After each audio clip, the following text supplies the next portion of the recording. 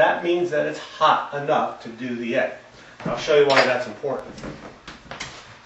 You take the egg, and you crack it ever so slightly, and then you just break it open. There you go. Come on in here. This is important. You see how because I preheated it, the egg stays contained and doesn't run to the edge of the pan? That's real important because if the egg runs to the edge of the pan, it's too thin and it's going to burn. You can't have that. I also like, you'll notice as I go through my class here, that I wash my hands several times. That's not because I want them clean. It's because I don't like sticky stuff on them while I cook. It makes me feel bad. The other thing I want you to note is that I dress nice. In many of the cooking shows that you'll see out there, you know what? You know as well as I do. They dress like a clown. What's with that hat? What's with that white outfit? I mean, I have nothing against white. I'm wearing a white shirt now. But I don't believe you have to look like a clown while you're cooking. I think that comes off in the taste. If you look good, you feel good. And that's why I don't really dress up, but I dress nicely. However, I'm not going to put a shirt on that I really care about, because I might get it messed up. That's why I wear a shirt that looks nice from 100 yards, but if you'll notice, this is a shirt that's been ruined by the dry cleaner. It's all frayed around the edge. I would never wear this out in public, but I would wear it in a cooking video. I think it's a step above the clown outfits that they wear on the cooking shows. And I will never wear a hat. It's a hat. Yeah, I know why they wear those hats, though.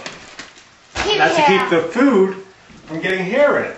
What I do is I just cut my hair off. That's simple. And I don't look like a clown. Well, you might think I look like a clown, but I don't. All right. What I did was I put the bread in while I'm waiting for the egg to cook. And I'm getting the cheese slice. One slice of cheese is all you really need. If you're feeling like you need an extra dose of fat, I use a slice and a half. Generally, I will do that. And if you also noticed, I did something that I generally don't believe in. I used wheat bread. That's only because I'm cooking the sandwich for my wife, and she won't eat white bread. Normally, on the signature egg sandwich, white bread is always used. It's purely a taste issue, and that's all it is. I just can't stand wheat bread. Now, you can see how this egg is shaping up very nicely because I can get the spatula underneath it and it's kind of free moving. And you'll see it's developing nicely. If I were to break that yolk, I'd have to throw the whole egg away because the yolk needs to stay runny, and if I busted the yolk, then the yolk will cook too much if it's broken. And you don't want to do that. Notice I've got the toast out now, and I'm buttering it while the egg sandwich is cooking. And I have to butter the bread right away. If you wait till you butter the bread, the butter won't lay on the bread properly, and you'll get a defective product, so to speak.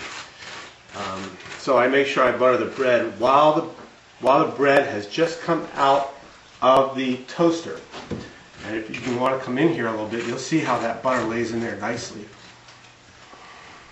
And I try to push it all the way to the edge, even though you'll find out later I'm not going to really use the surrounding pieces of that bread. Something my grandmother taught me. She always cut the crust off for us and fed it to the birds. Never wasted anything, but didn't believe that we should have to eat that crust on the edge of the bread. All right. This sandwich, ooh. I wish this was for me instead of my wife because it is coming out nicely. All right, now here's the trick. I never do a sunny side up egg. Why is that? I don't like the egg white, uncooked egg white, or what we call in the industry snot, because it looks nasty and it tastes nasty. What I do, I flip that over, just like that. What that does is there's a thin membrane around that yolk that I call, as I mentioned, snot. I don't want that on my sandwich. I don't want that in any of my food. So I turn it over to cook that, to get rid of that. All right? I leave it there roughly 30 seconds. Note that I'm getting the cheese all ready.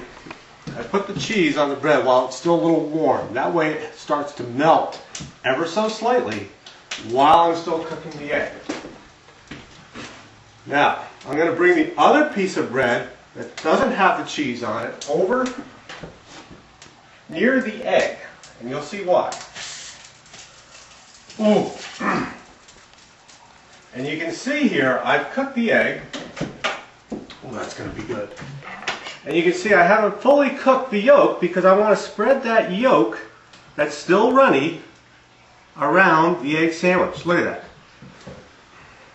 And then what I do is I quickly put the other bread on top of it. Now the cheese is being heated with the hot egg yolk and being mixed with the egg yolk is being mixed with the cheese, and it's all becoming one, so to speak.